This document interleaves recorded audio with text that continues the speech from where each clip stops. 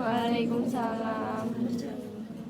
Yang terhormat kepada Bapak Puspoko Poncoratno MT selaku dosen pengampu mata kuliah Manajemen Perkantoran dan Kearsipan, dan teman-teman semua yang saya banggakan.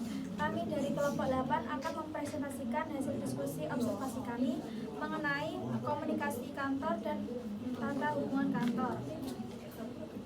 Yang pertama, langsung saja pengertian komunikasi kantor. Kata atau istilah komunikasi secara etimologis atau menurut asal katanya adalah dari bahasa Latin communication. Dan perkataan ini bersumber pada kata komunis. Dalam kata komunis ini memiliki makna berbagi atau menjadi memiliki bersama, yaitu suatu usaha yang memiliki tujuan untuk kebersamaan. Kesamaan makna komunikasi secara terminologis merujuk pada adanya proses penyampaian suatu pertanyaan oleh seseorang kepada orang lain. Jadi, dalam pengertian ini yang terlibat dalam komunikasi adalah manusia. Komunikasi kantor proses pertukaran gagasan, informasi, dan arahan antara anggota organisasi atau tim yang berkolaborasi dalam lingkungan kantor. Ini mencakup berbagai bentuk komunikasi di tempat kerja, baik melalui langsung, panggilan telepon, maupun komunikasi tertulis secara email, surat, atau pesan teks. Selanjutnya klasifikasi komunikasi kantor. Menurut Wisanto, komunikasi kantor dibedakan menjadi 3, yaitu yang pertama komunikasi menurut perilaku, yang meliputi komunikasi formal, komunikasi informal, dan komunikasi non-formal.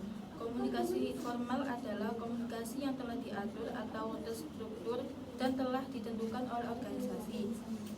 Komunikasi informal adalah komunikasi yang terjadi di dalam organisasi tetapi tidak terstruktur atau tidak direncanakan. Komunikasi non-formal adalah komunikasi yang terjadi karena pelaksanaan pekerjaan organisasi atau tugas organisasi, dari komunikasi yang terjadi karena hubungan pekerjaan yang terjalin secara pribadi. Yang kedua, komunikasi menurut ruang lingkup, yang meliputi komunikasi internal. Komunikasi internal adalah komunikasi yang terjadi di dalam suatu organisasi. Jadi komunikasi ini hanya terjadi dalam organisasi. Yang kedua, komunikasi eksternal.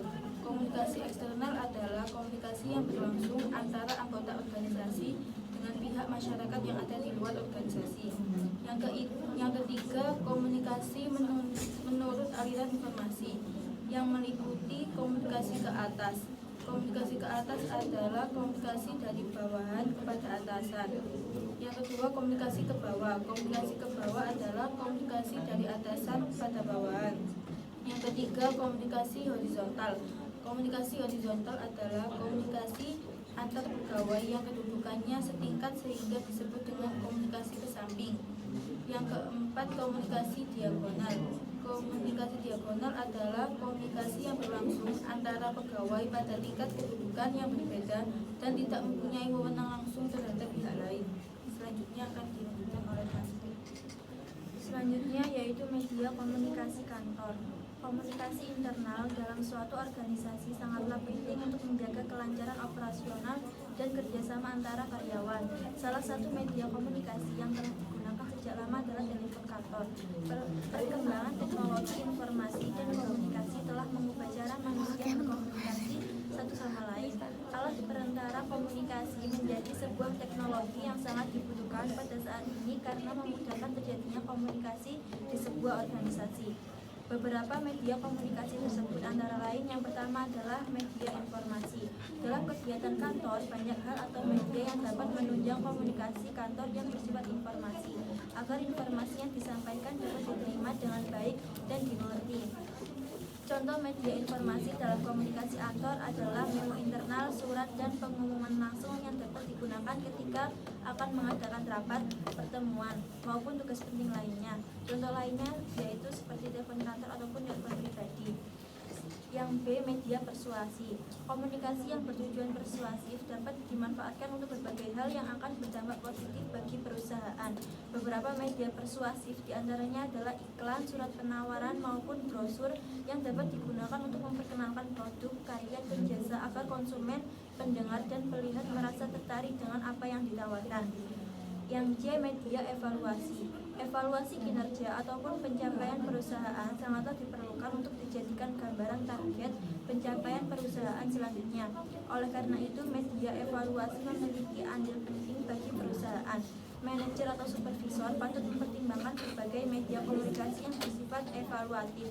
Contoh dari media evaluasi adalah laporan kegiatan tahunan perusahaan, laporan pengendalian mutu maupun laporan pertanggungjawaban per periode yang bertujuan untuk dijadikan acuan tentang kesuksesan dan kekurangan perusahaan dalam periode yang ditentukan. Yang D, media instruksi. Setiap perusahaan ataupun organisasi memiliki petunjuk atau instruksi untuk melakukan kegiatan atau berkenaan dengan penggunaan peralatan. Agar tidak ada kesalahpahaman, manajer ataupun supervisor perlu membuat media instruksi yang mampu mempermudah para karyawannya. Contoh media instruksi adalah buku petunjuk penggunaan alat kantor, seperti prosedur penggunaan alat kantor, seperti prosedur penggunaan dan perawatan mesin fotokopi, mesin produksi maupun prosedur penggantian atau perbaikan peralatan dan perlengkapan kantor. Yang E, media untuk menyapa. Untuk meningkatkan keharmonisan dan ketentraman dalam kantor maupun antara perusahaan dan konsumen, maka diperlukan komunikasi-komunikasi yang dapat menimbulkan rasa percaya satu sama lain. Salah satu caranya adalah dengan menggunakan media komunikasi untuk menyapa. Contoh media untuk menyapa adalah pembicaraan kecil dalam kantor seperti menanyakan kabar, menanyakan keadaan, dan menanyakan pekerjaan baik antar karyawan maupun atasan terhadap karyawan. Model komunikasi hubungan kantor. Model komunikasi adalah model komunikasi dua arah. Apabila terdapat dua pihak yang berkomunikasi, maka keduanya dapat berperan sebagai komunikator dan komunikan secara bergantian, saling mengirim pesan dan menerima pesan secara berkelanjutan. Komunikasi dua arah dapat dipahami sebagai suatu bentuk komunikasi efektif yang berlangsung dua arah dan memiliki aspek-aspek sebagai berikut.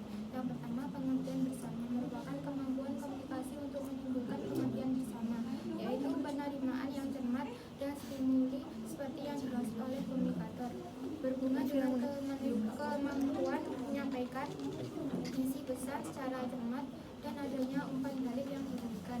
Yang kedua, kepercayaan pada pelaku komunikasi, yaitu kemampuan komunikasi untuk menimbulkan kepercayaan terhadap pelaku komunikasi dan isi informasi, yaitu menerima kepercayaan terhadap pelaku komunikasi dan isi informasi, yaitu menerima dan mempercayai informasi yang digunakan bersama sebagai sesuatu yang benar. Yang ketiga, kerjasama merupakan kemampuan komunikasi untuk menimbulkan kerjasama, yaitu terjadi kerjasama antara atasan dan bawahan serta sesama karyawan. Komunikasi memberikan kesempatan untuk mengemukakan pendapat dan mengajukan usul. Hasil observasi di Pondok Pesantren Al-Fizina. Sistem komunikasi kantor antara pengurus dan santri, yaitu komunikasinya menggunakan HP dan melalui WhatsApp. Ini untuk sistem komunikasi sekarang. Untuk komunikasi secara langsung atau berhadapan-hadapan diagendakan 1 bulan atau 2 kali pertemuan. Pertemuan pertama biasanya digunakan untuk sekedar sharing, yang kedua untuk beberapa program yang sudah berjalan. Yang kedua, perbedaan antara santri dan pengurus. Untuk masalah pengurus dan santri, karena pengurus juga kalangan santri, jadi membangun komunikasi bersama itu mudah karena masih antar teman, makanya masih kondusif. Dan lebihnya, pengurus itu masih satu umuran atau satu tingkatan, jadi lebih mudah berkomunikasi antara sesama santri. Kalau perbedaannya pasti ada, karena namanya pengurus itu mengurus pondok, kadang santri tidak mau diurus, tidak mungkin salah satu problem. Teknologi yang digunakan masih HP saja, kalau untuk telepon kantor belum ada. Penerapannya di Pondok Pesantren Al-Fizina, yang pertama dari pengurus, karena pengurus dari kalangan santri juga, jadi lebih mengetahui sisi santri itu bagaimana. Jika ada dari santri itu ada yang melanggar peraturan, itu langsung ditegaskan dan ada koordinatornya sendiri-sendiri. Sekian dari kelompok kami. Kalau ada